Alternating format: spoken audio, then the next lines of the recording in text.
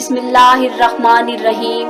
अल्लाहुम्मा सल्ली अला मुहम्मद व आले मुहम्मद। अल्हम्दुलिल्लाह, ज़ाते करीम का करम है कि उसने हमें एक बार फिर ईद कुर्बान देखने और कुर्बानी देने की सादत अता की है। इन दिनों कुर्बानी के जानवरों की खरीदारी शोर शोर पर है। मुसलमान जज्बाए कुर्बानी को दिल में लिए हुए जानवरों की मंडियों में मौजूद हैं और अपनी इस्तात के मुताबिक कुर्बानी के जानवर खरीद रहे हैं। इस मुकाम पर चंद अहम बातें खास तौर पर याद रखने की हैं, वो ये है कि कुर्बानी के लिए किस किस्म का जानवर होना चाहिए, किस जानवर की उम्र कितनी होनी चाहिए, वो कौन से ऐब हैं जो कुर्बानी के जानवर में नहीं होने चाहिए, क्योंकि अगर ये ऐब होंगे तो कुर्बानी नहीं होगी।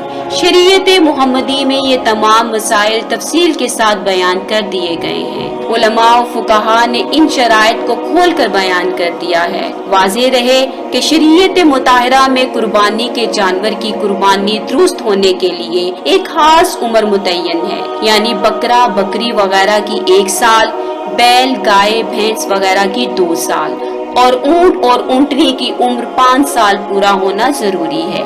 दुम्बा और भेड़ वगैरह अगर 6 माह का हो जाए लेकिन वो सेहत और फरबा होने में साल भर का मालूम होता हो तो उसकी कुर्बानी भी दुरुस्त होगी।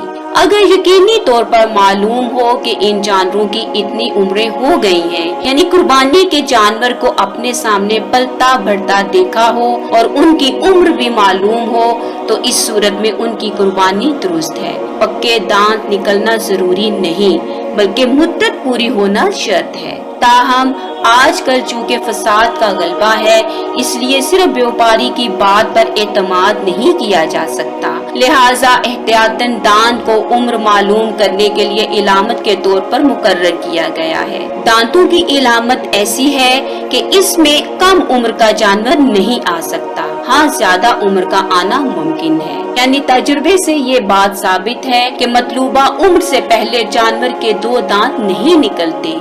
इन बातों के अलावा कुर्बानी के जानवर के एज़ा का पूरा होना भी जरूरी है। बस नाकस हैवान की कुर्बानी करना दुरुस्त नहीं है, जैसे आहता शुदा या ऐसा जानवर जिसके बैजे निकाले गए हों लेकिन जिसके बैजे कूट दिए जाएं लेकिन हंसी की हद को ना पहुंचा हो तो उसकी कुर्बानी की जा सकती है। इसी तरह दुम कटा, आधा, मफलूज और वो हैवान जिसके अंदर का सींग टूटा हुआ हो या पैदाशी तौर पर ही मासूर हो तो उसकी कुर्बानी काफी नहीं है। ऐसे हैवान की कुर्बानी भी नहीं हो सकती जिसमें ऐसा उज्व ना हो जो इस सन्फ के जानवरों में आम तौर पर पाया जाता है और ऐसे उज्व का ना होना नक्शुमार होता हो। अब कुर्बानी के जानवर के कुछ ऐसे ऐब बयान करना जरूरी है जिनकी मौजूदगी में कुर्बानी शरन दुरुस्त ना होगी, यानी वो नबीना जानवर जिसको आंखों से नजर ही न आता हो, जख्म लगा हुआ जानवर जिससे उसकी मौत वाक़े होने का खदशा हो, दायमी बीमार यानी ऐसा जानवर जो किसी बीमारी की वजह से चल फिर न सकता हो, अगली या पिछली टांगों में से कोई एक टांग कटी हुई हो, ऐसा जानवर जो कुर्बानी करने वाले की मलकियत में गस्बी तौर पर हो या फिर उससे शरीयत या मालिक की जानिब से कुर्बानी की इजाजत ना मिली हो।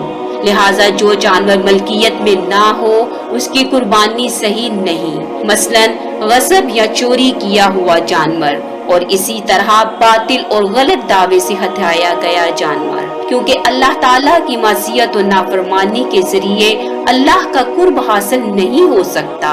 कुर्बानी के जानवर का किसी दूसरे के साथ ताल्लुक ना हो, मिसाल के तौर पर रहन रखे गए जानवर की कुर्बानी नहीं हो सकती। एक अहम बात ये भी है कि कुर्बानी को शरन महदूद वक्त के अंदर अंदर ज़िबा किया जाए। ये वक्त 10 जिलहज को नमाज ईद के बाद से शुरू होकर अयाम तशरीक के आखिरी दिन सूरज गुरूब होने तक बाकी रहता है। अयाम तशरीक का आखिरी दिन जिलहज की 13 तारीख बनता है।